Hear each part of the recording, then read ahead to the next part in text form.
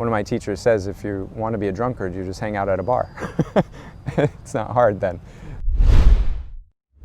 How do I get there? How do I do it? Yeah, great question. The simple but also tough answer is that you got to spend time with people who already are. And in today's world, we want to be the ones that figure everything else out on our own.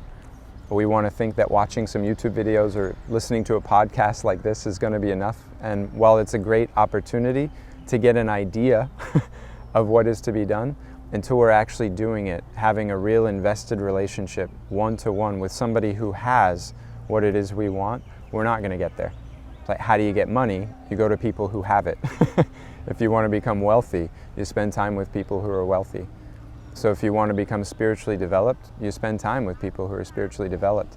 And that can be a hard message to recognize when we're set on this idea that we're going to be able to figure the world out on our own. That's the biggest trouble today for people who are struggling in life in any realm, is that they're trying to do it by themselves.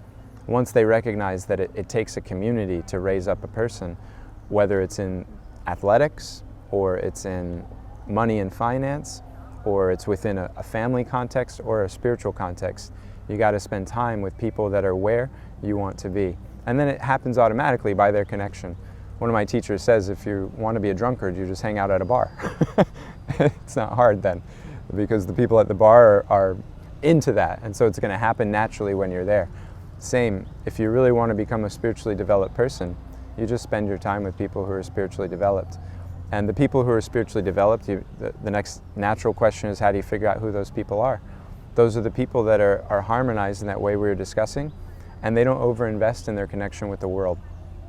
They don't pretend that their money or their job or their family or the school they went to are the all in all, because they see that all things in this world are changing. And so the real place to invest their attention is in their spiritual self, that self who doesn't change. Sometimes I like to say the self beyond circumstance.